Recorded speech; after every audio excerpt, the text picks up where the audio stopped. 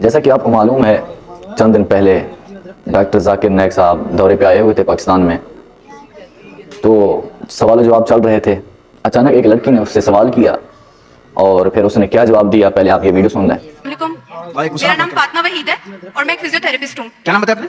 فاطمہ وحید۔ فاطمہ وحید، جی پوچھیے۔ جی، میرا سوال یہ ہے کہ اگر شیطان ہمیں اکساتا ہے، ورگلاتا ہے گناہ کرنے کے لیے، تو شیطان کو کون ورگلاتا ہے؟ بے شک ہر چیز اللہ کی مرضی اور اس کی ول پاور سے ہوتی ہے، تو شیطان کو کون ورگلا رہا ہے؟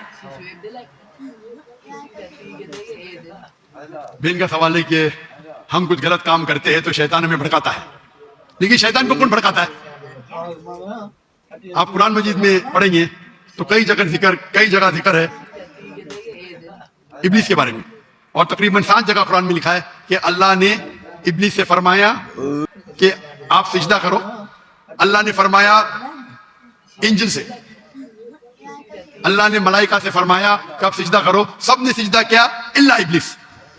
اور پھر ہم جانتے قرآن مجید میں اس کا ذکر ہے کہ اللہ سبحانہ و تعالیٰ ناراض ہوتے اور اسے کہتے کہ سزا دیں گے، تو ابلیس اللہ سے التجا کرتا ہے، ریکویسٹ کرتا ہے کہ مجھے رسپائٹ دو، میرے سزا کو ذرا دیر سے کرو، اور اگر آپ مجھے رسپائٹ دیں گے، رسپائٹ مطلب سزا کو دیر کریں گے، تو میں تمہارے بندوں کو بھڑکاؤں گا۔ تو اللہ تعالیٰ جواب دیتے سورہ بقرہ میں کہ آپ میرے بندوں کو بھڑکا ہی نہیں سکیں گے، جو میرے بندے نہیں ان کو بھڑکا سکیں گے، لیکن میرے بندے کو بھڑکا نہیں سکیں گے۔ تو ابلیس اللہ کو چیلنج کرتا ہے، اور ہم جانتے ہیں کہ اللہ سبحانہ و تعالیٰ ہمیشہ غالب ہوں گے۔ تو اس دنیا میں یہ ٹیسٹ ہے ہمارے لیے امتحان ہے کہ ہم اللہ کی بات مانتے کہ نہیں۔ تو قرآن مجید ہدایت کی کتاب ہے۔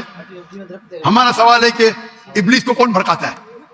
ابلیس نے اپنے آپ کو بھڑکایا، اس کا غرور تھا۔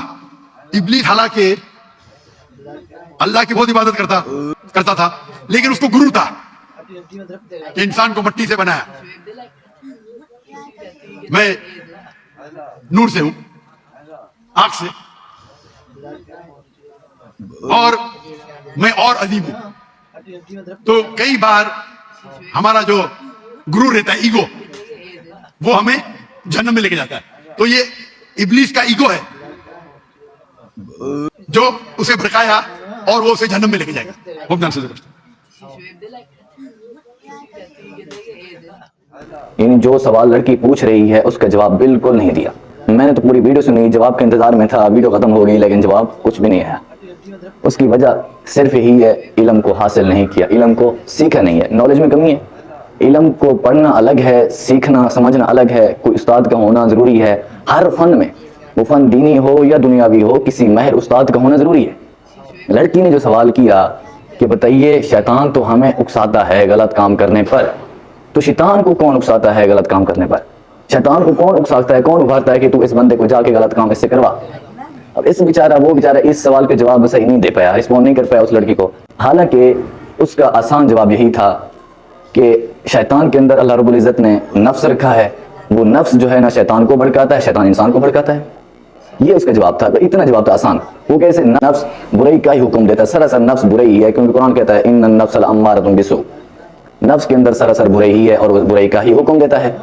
اور جب نفس برائی کا حکم دیتا ہے شیطان کو، شیطان پھر انسان کو حکم دے دیتا ہے۔ یعنی انسان جس وقت ایک کام پر وہ فوکس کر رہا ہوتا ہے تو شیطان آ کر اسے 4 اور چیزوں کی طرف توجہ دلوا دیتا ہے، تو انسان میں سے کوئی نہ کوئی کر بیٹھتا ہے۔ یہی وجہ ہے کیونکہ نفس جو ہے نا، یہ نفس گمراہ کرنے کے لیے شیطان کا محتاج نہیں، لیکن شیطان گمراہ کرنے کے لیے کسی اور کو نفس کا محتاج ہے۔ اس لیے کہ نفس بھی انسان کا دشمن ہے اور شیطان بھی انسان کا دشمن ہے۔ پھر نفس کے بارے میں قرآن نے 3 نفوس کا تذکرہ کیا، ایک ہے نفس امارہ، ایک ہے نفس لوامہ، ایک ہے نفس مطمئنہ۔ قرآن میں آتا ہے ان النفس لامارۃ بالسوء الا ما رحم ربی، نفس سراسر برائی ہے اور وہ برائی کا ہی حکم دیتا ہے۔ الا ما رحم ربی کا مطلب یہ ہے کہ اللہ اس نفس سے جس کو بچا لے۔ اب الا ما رحم ربی، انبیاء اور اولیاء، یعنی کہ انبیاء تو الا ما رحم ربی کیٹیگری میں آتے ہیں جتنے بھی ہیں، کیونکہ ان کا نفس جو ہے نا وہ نفس مطمئنہ ہے۔ پھر ایک ہے نفس لوامہ، غلط کام کرنے پر پھر وہ نفس ملامت کرتا ہے اپنے آپ کو، اس کے بارے میں بھی خوشخبری ہے قرآن میں۔ اور دوسری نفس مطمئنہ کے بارے میں بھی یہ خوشخبری ہے، یا ایھا النفس المطمئنہ ارجعی الی ربک راضیۃ مرضیہ فادخلی فی عبادی وادخلی جنتی۔ اب یہ نفس مطمئنہ کے بارے میں ہے جو کہ انبیاء کے اندر ہوا کرتا ہے یہ نفس۔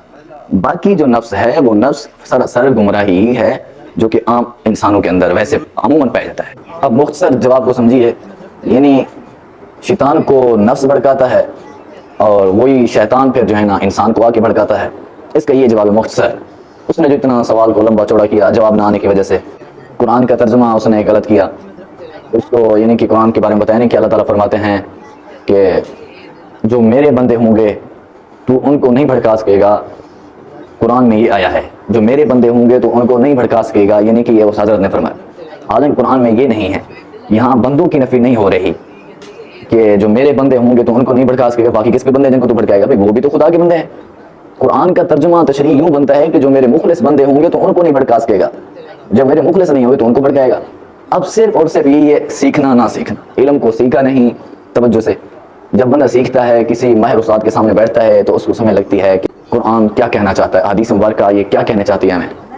لیکن بس جو نہیں سمجھا پھر نہیں سمجھا, اس کے بارے میں پھر یہی تو ہوگا. اب اس بندے نے مطالعہ کیا ہوا ہے کس پر, ہندو پنڈت بدھ مت, اس چیز پر اس بیچارے کو پتہ نہیں تھا کہ میں پاکستان میں جا رہا ہوں, یہاں پہ مختلف قسم کے سوالات ہوں گے, لیکن چونکہ اس کا مطالعہ بھی نہیں تھا اتنا کہ اس کا جواب دے سکے.